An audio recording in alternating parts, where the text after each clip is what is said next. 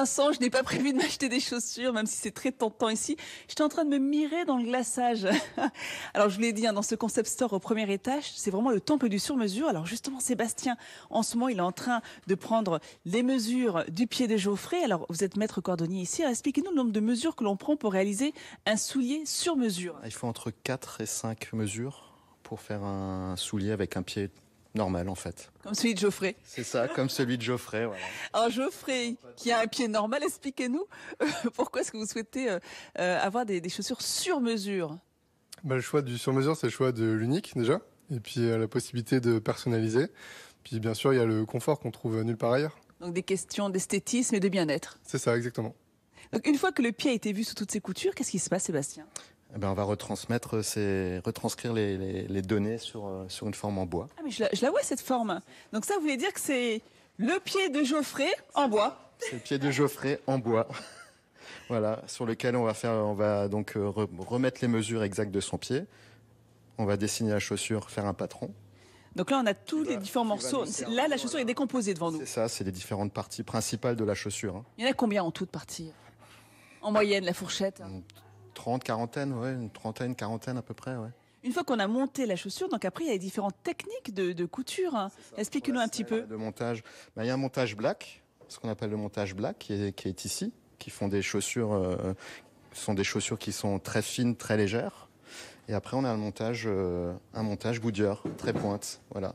Comme celui-ci par exemple, qui est terminé. Là, il est en cours de montage et celui-ci est terminé, voilà. Ah oui, on le voit bien. Regardez là, la couture elle est apparente, alors que là pas du tout. C'est ça, tout à fait. Et bien, ce que je vous propose tout à l'heure, c'est qu'on se retrouve dans l'atelier du sous-sol pour voir justement comment est-ce qu'on patine ce cuir et ensuite comment est-ce qu'on le glace. À tout de suite. Merci Nathalie, on se retrouve dans quelques secondes. Alors Jérôme, je voudrais qu'on vienne une géographie plus locale. Vincent, je suis toujours dans le sous-sol du concept store où a été aménagé un atelier de fabrication. Je suis en train d'admirer le geste de Dominique pour patiner ses chaussures. Alors Dominique, regardez ses chaussures. Il maîtrise à la perfection la patine, le glaçage, 35 ans de métier, 35 ans de passion. Comment est-ce qu'il procède? Ce que je peux vous dire, c'est qu'il part d'une chaussure comme celle-ci, en veau brut, nature à patiner, et ensuite, tout se fait au pinceau, Dominique. Tout se fait au pinceau. Nous partons d'une couche très claire et suivant la demande du client, on va partir sur 3, 4, 5 couches pour obtenir un résultat final. Comme celui qui est juste à côté. Oh, combien de couches pour obtenir celui-là, ce résultat-là? 4 couches. Et maintenant, on va passer à l'étape finale de la chaussure, le glaçage. Le glaçage, regardez bien parce que vous pouvez le reproduire chez vous. Regardez le geste de Dominique. Alors, comment est-ce qu'on procède pour le glaçage? Un petit peu de pâte à cirer. Qu'on applique sur un fichu en quoi? En coton? En coton, voilà.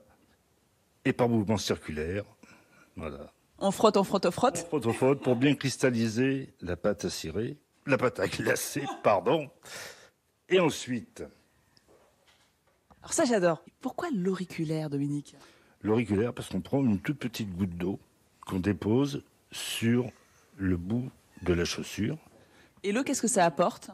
Ça cristallise et c'est ce qui donne cette brillance au bout de la chaussure que l'on termine maintenant avec un collant. Un collant. Si vous n'en avez pas, prenez celui de votre femme. Pour ne pas rayer le glaçage. Voilà.